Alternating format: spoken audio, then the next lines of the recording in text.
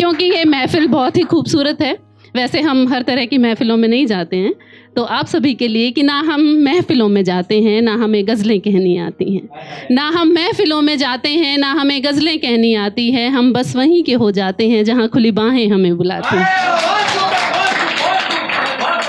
Thank you so much. और मैं क्या लिखती हूँ उसके बारे में कुछ बता देती हूँ कि कभी कहानी तो कभी ख़याल लिखती हूँ, कभी कहानी तो कभी ख़याल लिखती हूँ, कभी ज़माने के हालात तो कभी दिलों का हाल लिखती हूँ। इश्क मोहब्बत पर ज़्यादा लिखना आता नहीं मुझे, पर जब भी जहन में ख़याल उसका आता है तो मैं कलम से अपनी बस प्यार लिखती हूँ। Thank you so much.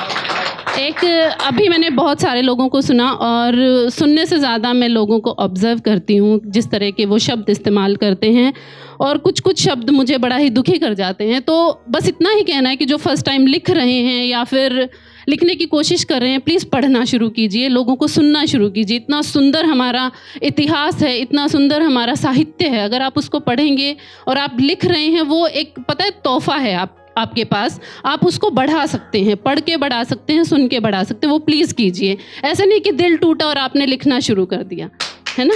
Thank you. इसलिए मैंने एक कविता लिखी थी कि चलो आज कुछ अलग लिखते हैं। आज यूं ही ख्याल आया कि चलो कुछ अलग लिखते हैं, फिर सोचा कि सब कुछ तो लिखा जा चुका है और आजकल तो सभी लिखते हैं। कोई सच लिखता है आधा तो कुछ पूरा झूठ लिखते हैं, कोई सच लिखता है आधा तो कुछ पूरा झूठ लिखते हैं। चलो आज लिखे चांद को बेवफा, महबूब तो सब लिखते हैं। और सूरज बेचारा जलता रहता है ना, क्या कभी लिखी होगी सूरज की तपिश भी किसी ने, क्या कभी लिखी होगी सूरज की तपिश भी किसी ने, सर्दियों की धूप को आगोश तो सब लिखते हैं। फिर मैंने सोचा कि राम सीता के प्रेम की दास्तां लिख कर देखें क्या, राम सीता के प्रेम की दास्तां लिख कर देखें क्या, वनवास और अग्नि परीक्षा तो सब लिखते हैं। फिर एक केस हुआ था शिल्पा शेट्टी के हस्बैंड का, तो मैंने उस पर लिखा था कि रातों को जाग कर लिखी जा सकती है उजले चेहरों के पीछे छिपी हुई कालिख भी, अपने अपने ख्वाब तो सब लिखते हैं। और इतने सारे लोग हैं, किसी को राधा जी के पति का नाम पता है? राधा जी जो थी, कृष्ण राधा की बात सब करते हैं, उनके हस्बैंड का नाम था अयन घोष। कि क्या बीतती होगी रुक्मिणी और अयन के दिल पर जब सदियों सदियों लोग कृष्ण को राधा के संग लिखते हैं।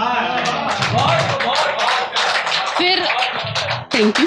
इतना सब कुछ लिखने के बाद मैंने सोचा कि आज क्यों ना मैं कागज़ खाली रहने दूँ, क्यों न मैं आज कागज़ खाली रहने दूं और बना दूं एक श्वेत शांति पताका इससे, क्योंकि क्रांति तो सोशल मीडिया से लेके अखबार तक सब लिखते हैं। और आप सभी के लिए है कि मुझे लिखनी है एक दिन आवाम की हकीकत भी, मुझे लिखनी है एक दिन आवाम की हकीकत भी, क्योंकि सरकारों को नाकाम तो सब लिखते हैं। कुछ टू लाइनर्स हैं जो मेरे बड़े फेवरेट हैं और आप सभी के लिए। सबसे पहले पिछली रो में जो बैठे हैं ना, बिल्कुल दिल पे ले लेना कि ये 21वीं सदी के लोग हैं साहब, ये 21वीं सदी के लोग हैं साहब, ये 22 को जान कहकर 23 को अनजान हो जाते हैं।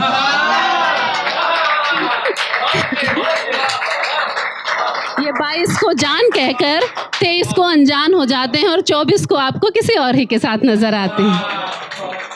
और एक, अभी मेरी उम्र वैसे लगती नहीं है, मैंने मेंटेन किया है, बट स्टिल मैं हूँ 34 इयर्स, तो मैंने अपने लिए लिखा था।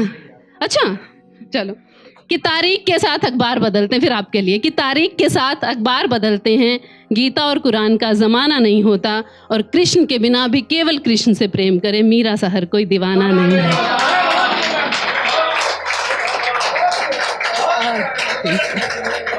और आप सभी के लिए कि मैं मध्य प्रदेश से आती हूँ, कि मेरा प्रदेश जो है वो दिल्ली से बहुत बड़ा है ना। पूरा मध्य प्रदेश अगर देखा जाए तो सबसे बड़ा स्टेट माना जाता था, अभी तो फिर भी अलग हो गया, कि मेरा प्रदेश दिल्ली से बहुत बड़ा है, लेकिन दिल्ली का दिल मेरे प्रदेश से बहुत बड़ा है।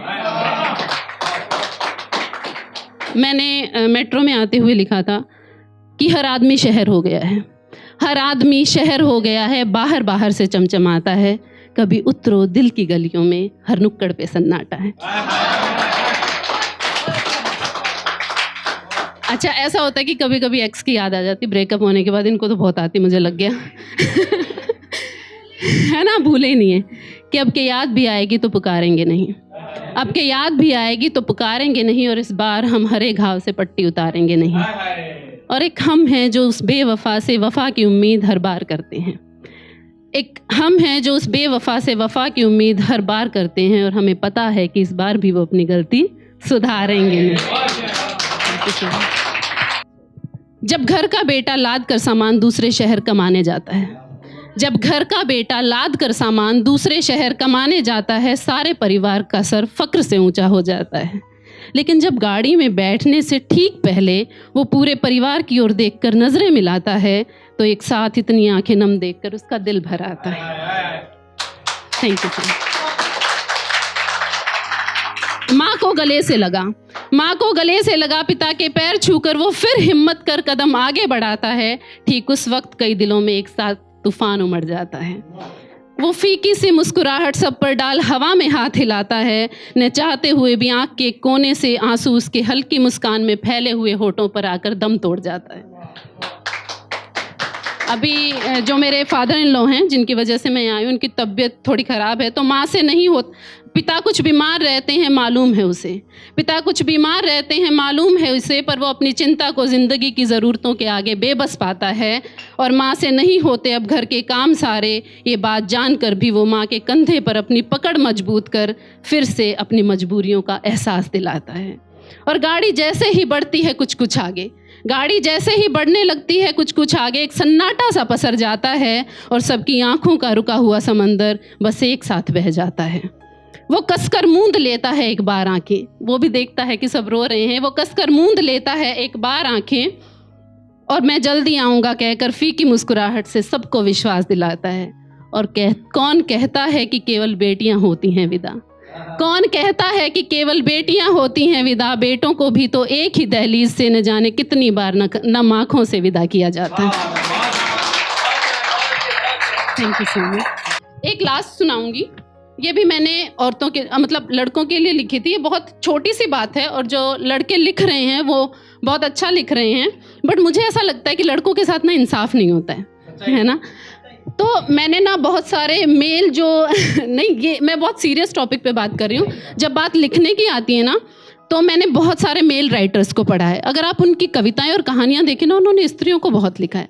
तो मैंने लिखा था कि जब जब स्त्री लिखा गया तो लिखी गई संवेदनाएं, उन पर हुए अत्याचार, बेबसी या बलात्कार।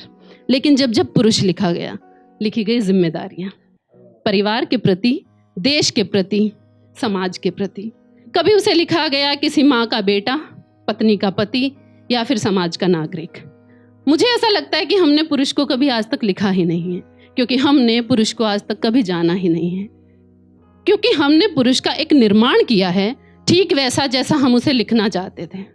जब एक संवेदनशील पुरुष की संवेदनशीलताएं लिखने के लिए कलम उठाता है, तो वो औरत को मुख्य किरदार पाता है और उसे सजा देता है अपनी संवेदनाओं से, क्योंकि उसे पता है कि एक संवेदनशील पुरुष होने के बावजूद भी जब वो एक संवेदनशील पुरुष लिखेगा तो उस पर विश्वास नहीं किया जाएगा।